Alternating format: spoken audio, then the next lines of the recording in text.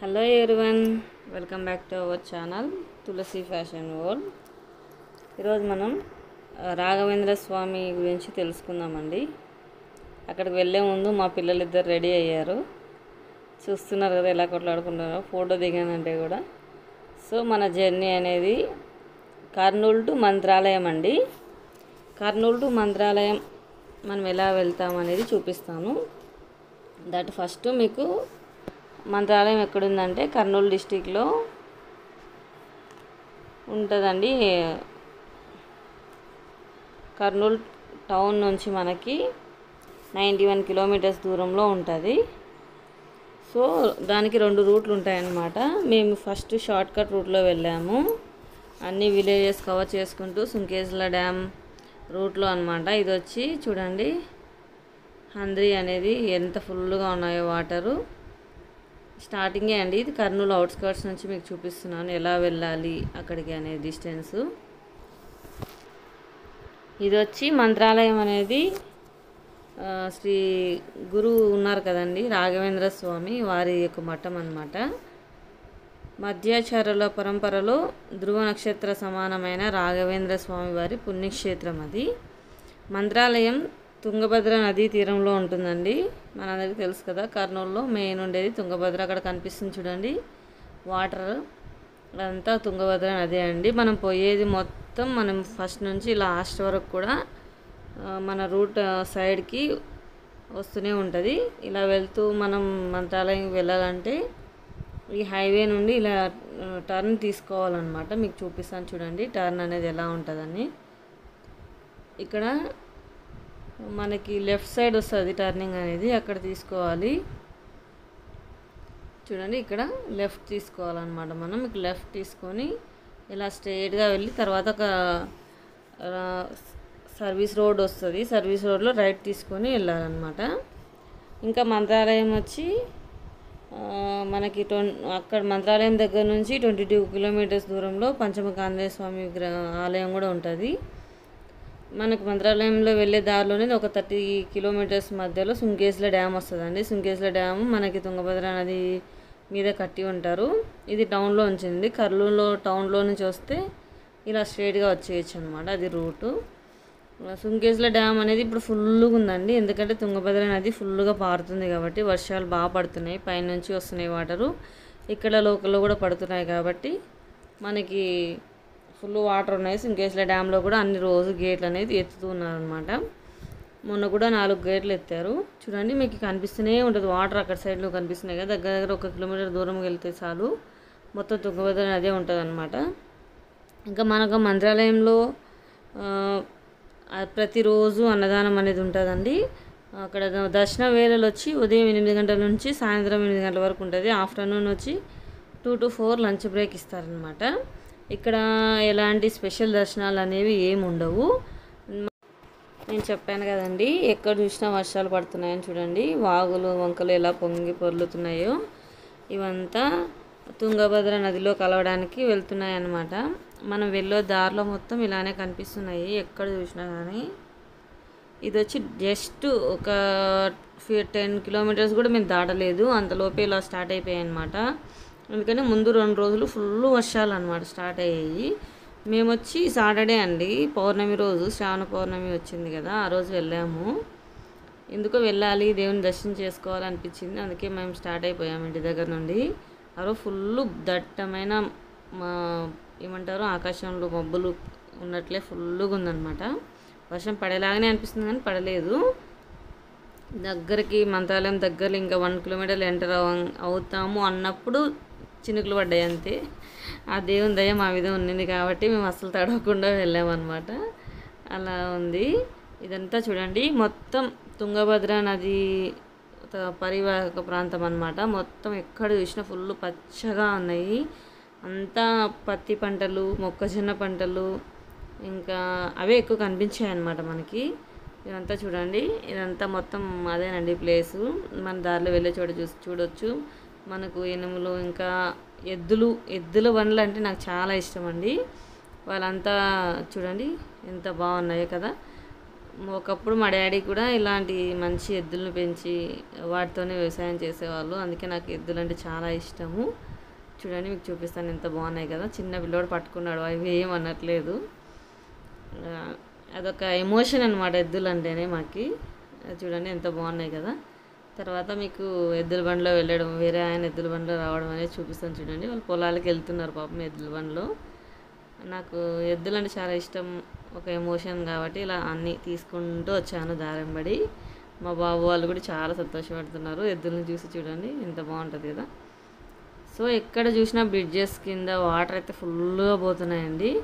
మా కర్నూలు సైడ్ హంద్రి అంటారు కదా, హంద్రి కాలువ అంటారు. అలా ఎక్కడ చూసినా హంద్రులు పారుతూనే ఉన్నాయి. అన్నీ కూడా వెళ్ళి కలిసేది మాత్రం తుంగభద్ర నదిలోనే అనమాట. సో సుంకేశ్లా డ్యామ్ది చూపిద్దాం అనుకున్నాను, కానీ నేను దగ్గరికి వెళ్ళి వీడియో తీయలేదండి, అందుకే మీకు చూపించట్లేదు. జస్ట్ ఇప్పుడు మనం వచ్చి మంత్రాలయంలో ఎంటర్ అయిపోయాము. చూడండి జస్ట్ స్టార్టింగ్ నుంచి మీకు చూపిస్తాను. మంత్రాలయంలో ఇది మంత్రాలయం ఎంట్రన్స్ అండి. మనం ఇక్కడ నుంచి ముందుకు వెళ్తూ ఉంటే మంత్రాలయం అనేది మనకు కనిపిస్తుంది. ఇప్పుడు మనం మెయిన్ ఏంటంటే రాఘవేంద్ర స్వామి గారి గురించి నేను చెప్తూ ఉంటాను, మీరు అన్నీ డీటెయిల్గా చూస్తూ ఉండండి. మన రాఘవేంద్ర స్వామి మన హిందూ మతంలో ఒక గొప్ప గురువుగా ఉన్నారనమాట. ఆయన వచ్చి 16వ శతాబ్దంలో జీవించారు. ఆయన వైష్ణవాన్ని అనుసరించాడనమాట. వైష్ణవతత్వం ఉంటుంది కదా, అలా వైష్ణవాన్ని అనుసరించిన వాళ్ళు మధ్వాచార్యులు బోధించిన దైత్వాన్ని అవలంబించారనమాట. ఆయన శిష్యులు ఆయన్ని ప్రహ్లాద అవతారంగా భావిస్తారనమాట. ఇప్పుడు కూడా అందరూ అలానే పూజిస్తారు ఆయనని. తమిళనాడు భువనగిరి వాసులైన తిమ్మనబట్టు గోపికాంబ దంపతులకి ఈయన ఒక పుత్రుడు సంతానం అనమాట. ఆయన పేరు వచ్చి వెంకటనాథుడు. ఫస్ట్లో వాళ్ళ తల్లిదండ్రులు పెట్టిన పేరు అనమాట. 1595లో జన్మించాడు ఈయన. తర్వాత 5 ఏళ్ల ప్రాయంలో అక్షరాభ్యాసం చేసి ఆ పైన 4 వేదాలు ఉన్నాయి కదండి, వేదాలను అధ్యయనం చేశాడు. యుక్త వయసుకు వచ్చేసరికి విద్యల సారాంశాన్ని అంతా గమనించి ఆయన గ్రహించి సాధారణ కుటుంబ జీవితం వద్దని సన్యాసం స్వీకరించారనమాట. ఇక్కడ చూడండి, ఇక్కడ మొత్తం ఇదంతా ఎక్కడ చూసినా బంగారమయంతో మెరిసిపోతూ ఉందండి. ఎందుకంటే 354వ ఆరాధన మహోత్సవాలు జరుగుతున్నాయి అన్నమాట స్వామివారికి. అందుకే ఇది వచ్చి ఎంట్రన్స్ అండి. మనకి స్వామివారి గుడి లోపలికి ఎంటర్ అవ్వడానికి ఇది ఎంట్రన్స్ అన్నమాట. సో ఆయన సన్యాసాన్ని స్వీకరించిన తర్వాత ఆయన పేరుని రాఘవేంద్రునిగా మార్చుకున్నారు. ఆధ్యాత్మిక బోధనలు చేస్తూ తమిళనాడు, కర్ణాటక ప్రాంతాల్లో ఎక్కువగా తిరిగేవారనమాట. అందుకే ఇప్పుడు కూడా మా అక్కడికి అందరూ వస్తూనే ఉంటారు, కర్ణాటక వాళ్ళు ఎక్కువ వస్తుంటారు. మంత్రాలయం కర్ణాటక సరిహద్దు ప్రాంతాల్లో ఉన్నటువంటి పంచముఖి వద్ద ఆయన 12 సంవత్సరాలు తపస్సు చేశారంట.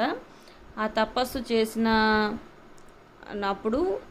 ఆ పంచముఖ ఆంజనేయ స్వామి ప్రసన్నుడై ఆయనకు ప్రత్యక్షమైనాడని చరిత్ర చెప్తుందన్నమాట. ఇక లోపల చూడండి, మనకి ఆయన వెండి రథం అనేది చూపిస్తారు, పక్కన చెక్క రథం ఉంటుంది, అది కూడా అనమాట.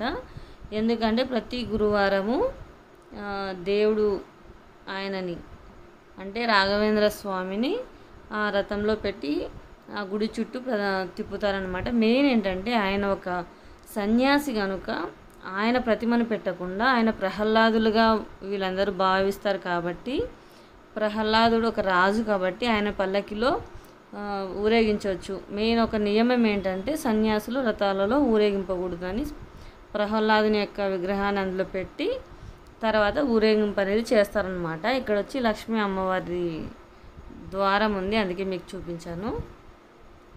చూడండి, అమ్మవారిది ద్వారం ఉంది, లోపలైతే ఏం లేదు, ఓకే ద్వారం ఉంది కాబట్టి మీకు అలా చూపిస్తున్నాను అనమాట. అది ఆయన బృందావనం చుట్టూ మీకు చూపిస్తున్నాను అనమాట ఇప్పుడు ఎలా ఉంటుందని. ఇక్కడ చూడండి, ఆయన బృందావనం అన్నమాట. ఇదంతా ఆయన బృందావనాన్ని మీకు చూపిస్తాను చూడండి, బృందావనం చుట్టూ. ఈ బృందావనంలో మనకి ఎలా అనిపిస్తుంది అంటే ఒక మసీదు ఆనవాళ్ళు కూడా మనకు కనిపిస్తాయి అన్నమాట. ఆయన ఎందుకంటే ఆయన పంచముఖి ఆంజనేయ స్వామి ప్రసన్నం చేసుకున్న తర్వాత తుంగభద్ర నది తీరానికి వచ్చి, అదే మంత్రాలయానికి వచ్చిన తర్వాత, తుంగభద్ర నదీ తీరము మంత్రాలయానికి వచ్చిన తర్వాత అక్కడ ఆదోని నవాబు సిద్ది మహసూద్ ఖాన్ నుంచి ఆయన మంచాల గ్రామాన్ని దానంగా పొందారనమాట. మంచాల గ్రామాన్ని తర్వాత మంత్రాలయంగా మనకి వాడుక భాషలో వచ్చేసిందనమాట. మాధవరం దగ్గరున్న కొండశిలకు వెళ్ళిన స్వామి అక్కడ రాయితో తనకి బృందావనాన్ని ఏర్పాటు చేయాలని వెంకటాచారిని ఆజ్ఞాపించారనమాట. ఎందుకు అలా చేశారు అంటే ఆ రాయి మాత్రం ఎందుకు స్పెషల్ ఆయనకి ఇలా ఆయన బృందావనాన్ని ఏర్పాటు చేయడానికి అంటే, త్రేతాయుగంలో ఒక బండరాయి సీతారాముల వారికి 7 గంటల పాటు 7 గడియల పాటు వాళ్ళకి విశ్రాంతిని ఇచ్చిందంట. అప్పుడు ఆయన ఆ సీతారాముల వారు ఆ రాయికి వరం ఇచ్చారనమాట. మాకు ఇంత విశ్రాంతి ఇచ్చావు కదా, నీకు 700 సంవత్సరాల వరకు పూజ పొందే అదృష్టాన్ని ఇస్తాము అని వరాన్ని ఇచ్చారనమాట. సో అంత మహిమగల రాయి కాబట్టే స్వామివారు ఆయనని ఆ రాయితోనే ఆయన బృందావనాన్ని ఆ రాయితోనే ఏర్పాటు చేయమని ఆజ్ఞాపించారనమాట వాళ్ళ శిష్యులకి. అలాగే 1971లో స్వామివారు సజీవ సమాధి పొందారు. సో ఈయనకి స్వామివారికి నవాబు గారు ఇచ్చిన అనే భూమిని ఇచ్చారు కదా దానంగా, దానికి గుర్తుగా స్వామివారి బృందావనం పైన కట్టిన కట్టడాలలో కొంచెం మసీదుకు సంబంధించిన ఆనవాళ్ళు కూడా మనకి కనిపిస్తాయి అన్నమాట. ఎందుకంటే పొందిన ఫలాన్ని ఆయన గుర్తుపెట్టుకునేలాగా అనమాట. ఇక్కడ చూడండి, గుడి వెనకాల సైడే తుంగభద్ర నది అనేది ప్రవహిస్తూ ఉంటుందన్నమాట. మనం ఎగ్జిట్ దగ్గర ఉన్నాం ఇప్పుడు. ఇది చూడండి, ఇదే ఎగ్జిట్ అండి. ఎగ్జిట్కి ఆపోజిట్గా మనకి ఒక మ్యూజియం కూడా ఉంటుంది. మ్యూజియం లోపలికి వెళ్ళి చూడొచ్చు. మాకు అలో లేదనమాట, మొబైల్ అలో లేదు, అందుకే చూపించలేదు. ఇక్కడ చూడండి, మొత్తం ఇక్కడ భగీరథుడు గంగని భూమిపైకి తెచ్చే చిత్రాలు అనమాట ఇవి. ఎక్కడ చూసినా ఇలాగే చిత్రాలు అనేవి పెట్టేశారండి. మనం చూసామంటే మాత్రం నిజంగా చాలా ఆనందం పొందుతాము. మనకి చరిత్రకు సంబంధించినటువంటి ఎన్నంటే అన్ని మనం తెలుసుకోగలుగుతాం అన్నమాట. ఇప్పుడు చూడండి, భగీరథుడు గంగని భూమిపైకి తేవడానికి ఆయన చేసిన పూజలు, అప్పుడు శివుడు ప్రత్యక్షమై ఎలాగ పట్టుకున్నారో గంగని, అవన్నీ మనకి చూపిస్తారనమాట. చూడండి, అసలు మొత్తం ఎక్కడ చూసినా ఆయన గుడి ఎంత పెద్దగా ఉందో, గుడి మొత్తం ఇలా పెయింటింగ్స్ వేసేసి మనకు స్టోరీ అనేది ఎక్స్ప్లెయిన్ చేయడానికి ట్రై చేస్తారనమాట వాళ్ళు. చూడండి, మనం వచ్చే ఎంట్రన్స్లో కూడా ఉంటాయన్నమాట ఇలా మనకి ఎన్ని గుళ్ళు ఉంటాయో, అంటే ప్రసిద్ధిగాంచిన గుడులు. ఇక్కడ చూడండి, వెంకటేశ్వర స్వామి ఉన్నారు. ఇట్లా ఎన్ని గుళ్ళు ఉన్నాయో అన్ని గుళ్ళు, ఆ దేవతల విగ్రహాలు, ఆ దేవతల ప్రతిమలు, ఇంకా ఆ గుడికి సంబంధించిన వెనకాల గోపురాలు, అలా అన్నీ చెక్కి పెట్టినారనమాట. అది పెయింటింగ్, నీట్గా పెయింటింగ్స్ వేసి అది ఆ రూపాన్ని నీట్గా అలా చెక్కినారనమాట. చూడండి, స్వామివారికి ప్రత్యేకంగా గురువారం ఎక్కువ పూజలు చేస్తారండి. గురువారం రోజు వచ్చి ఆయన బంగారు పల్లకి, ఇంకా వెండి పల్లకి, చెక్క పల్లకి, పంచలోహాల పల్లకి, అట్లా 5 రకాల పల్లకులతో గుడి చుట్టూ ఆయనని ప్రహ్లాద స్వామిని కూర్చోబెట్టుకొని గుడి చుట్టూ ఆయనని రథం మీద ఊరేగిస్తారనమాట. చూడండి ఎన్ని అవతారాలు ఉన్నాయో, ఎంత అసలు ఇటు సైడ్ కూడా దేవుళ్ళని ఇంకా చాలా అంటే చాలా ప్రతిమలు ఉన్నాయండి. ఆయన వాళ్ళు ఇలా గోడలపైన చెక్కి పెట్టారు. సో మీకు ఎప్పుడైనా వీలుంటే వెళ్ళి రండి. అక్కడ ఎప్పుడు నిత్యాన్నదానం అనేది జరుగుతూనే ఉంటుంది. చూడండి, ఇక్కడ నుంచి మొత్తం ఎంట్రన్స్ చూపిస్తుంది. చూడండి, ఇటు సైడ్ మనకి మధ్యలో దారి ఉంటుంది. ఇటు సైడ్ అటు సైడ్ గోడలకి ఇలాగా అన్నీ చెక్కి పెట్టారనమాట. ప్రతి ఒక్కటి మనకి ఆయన వైష్ణవాన్ని అనుసరించారు కాబట్టి ఇక్కడ చూడండి, మనకి ఏమంటారు, పూరి జగన్నాథుని యొక్క విగ్రహాలు అలా చెక్కారు. చూడండి, కొన్ని పేర్లు మనకు తెలియదు, అలాంటివి కూడా అన్నీ నీట్గా చెక్కి మొత్తం దగ్గర అక్కడ డీటెయిల్స్ కూడా పెట్టేశారనమాట కిందనే. చూడండి, అమ్మవారిది, వెంకటేశ్వర స్వామివి, ఇలా ఏవే ఉన్నాయో మనకి ప్రసిద్ధిగాంచిన పూజలు కానీ అవతారాలు కానీ అలా ప్రతి ఒక్కటి ఇలా చాలా అంటే చాలా బాగా చెక్కి పెట్టారండి. వీళ్ళు బంగారుమయం అయిపోయింది మొత్తము, గుడి మొత్తము. ఇదే అండి మన ఈరోజు హిస్టరీ. ఇదే అండి మనకి కర్నూలు టు మంత్రాలయం ట్రిప్ అనమాట. మీకు బ్రీఫ్గా అనేది ఎక్స్ప్లెయిన్ చేశాను. మీకు ఏమైనా డౌట్స్ ఉంటే మాత్రం కామెంట్ చేయండి, నేను మీకు రిప్లై ఇస్తాను. మేమైతే చాలా ప్రశాంతంగా అనిపించిందండి అక్కడికి వెళ్ళిన తర్వాత. లైఫ్ అనేది మారినట్టు అనిపిస్తుంది. సో మీకు కూడా అదే ఫీలింగ్ ఉంటే కామెంట్ చేయండి. Thank you for watching. Please subscribe my channel.